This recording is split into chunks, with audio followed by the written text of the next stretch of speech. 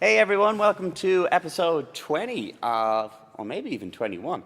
Anyway, a really far along episode of Between Two Couches. I'm joined by Derek Davis, and today we're going to answer the question, am I too old to do CrossFit? So, Derek, is there a point at which you're too old to do CrossFit? No, there is. Excellent, thanks. It's been a great Great episode. podcast. Thank you very much, guys. Okay, so if I'm in my 40s, 50s, 60s, am I just too far gone? No, short answer is no, like joking aside. You're not too old to start CrossFit. You're never too old to start training or doing CrossFit or whatever you need to get fitter, healthier, stronger, and happier. You just might have to move or start a little bit more slowly. So by that, don't come in, start trying to hang from the bar and do chest to bar or your bar muscle-ups on your first day.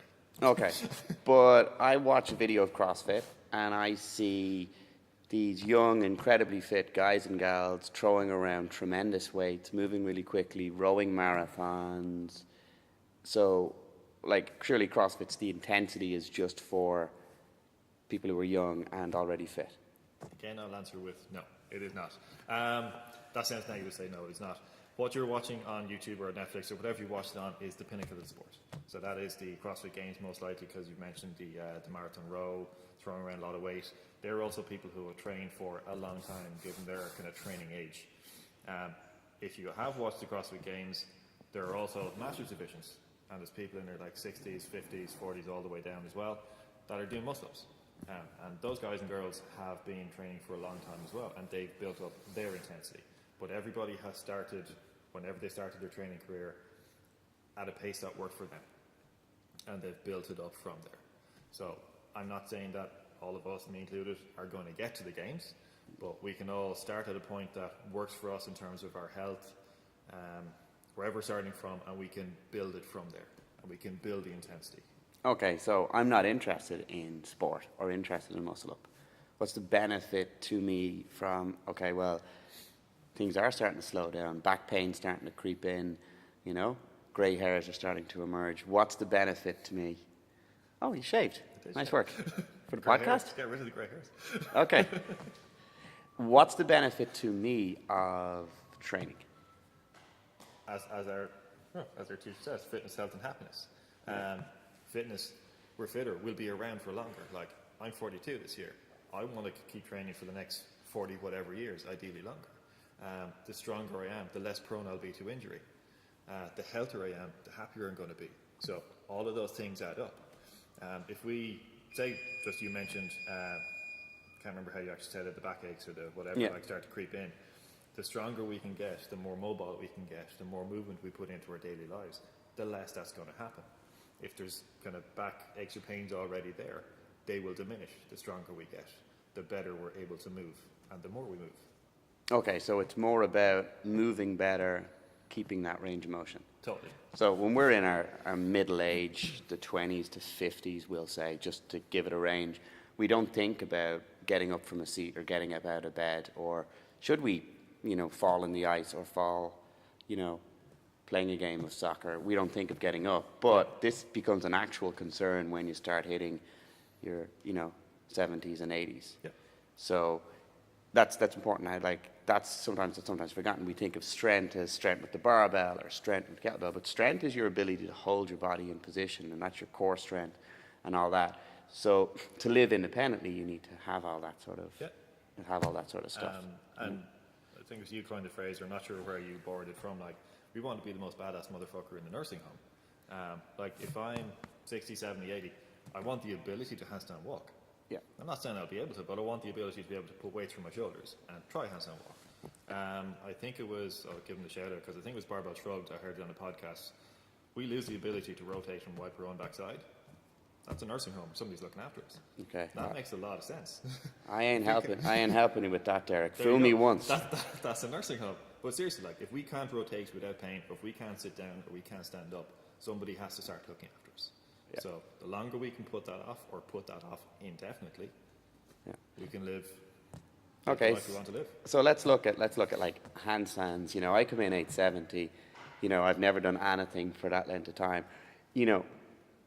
the benefit of a handstand for a human is that their shoulder mobility, their balance, accuracy, agility, coordination, the parts of fitness that are often ignored when you're using machines, but they can brace and hold weight to their shoulders. So should they fall, they can stabilize it. But I'm in my 70s. How would I train a handstand? How could I even start training CrossFit? Well, one, you just get stronger through your core. And that's going to help you sitting down, standing up, just being better at daily life. Just start, like I say, just start putting weight to your shoulders. Getting your shoulders mobile enough that you can go from here to here without pain. That's starting training for a handstand. And then you're building up the strength to be able to support weight through there. And that could literally be holding in a plank. It's like straight body position, straight line. Your body is now strong enough to hold that line. You've no lower back pain when you're holding it. That can be your next step. But the mobility to move your shoulders through full range is huge for people. Like the many people that just can't hold their hands over head without pain or without the ability to do it, go. And then progress from there. The way you progress can change for a person depending on where they're starting from. And that's no different to anybody who's 70 or all the way back to 18, 19, 20, whatever it is they're starting at. Slowly elevate your feet. You're now putting more weight. You're now getting a little bit more upright. But like you say, somebody might not actually have the aim to do a handstand, but all the training for the core strength and the shoulder mobility, shoulder strength to be able to do that is hugely beneficial in itself. And it's also fun.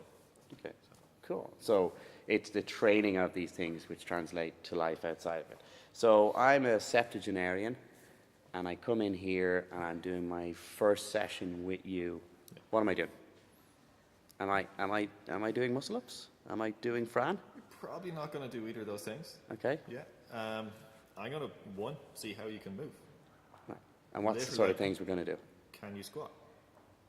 Which is? Can you squat without pain? Can you place your feet back shoulder width, maybe a little bit wider, brace through the core, squat down as low as you can, bending the knees, bending at the hips, and stand up again without pain?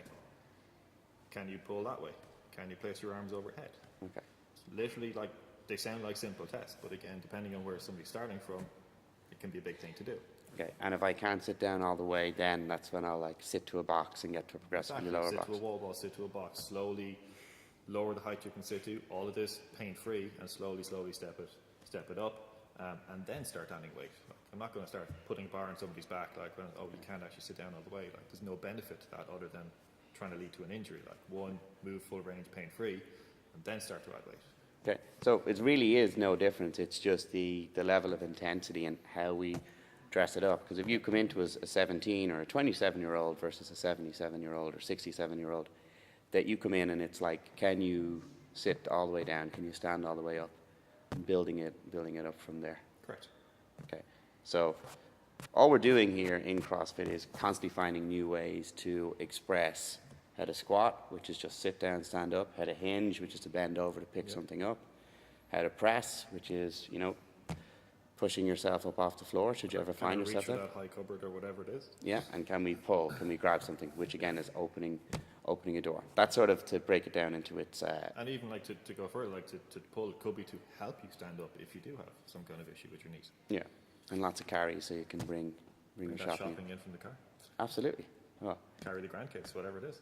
Absolutely. Okay. So there's basically the answer is there's no point at which you're too old to do this, but it's no different than if you come into as 21 and you've had knee surgery because you've been playing rugby and you've busted that. Build yourself up from your starting point, and then the possibilities around build the basic movements and go from there. Okay, cool. Guys, I think that's it. Any questions, pop them below in comments. And that's Between Two Couches. Thanks, guys.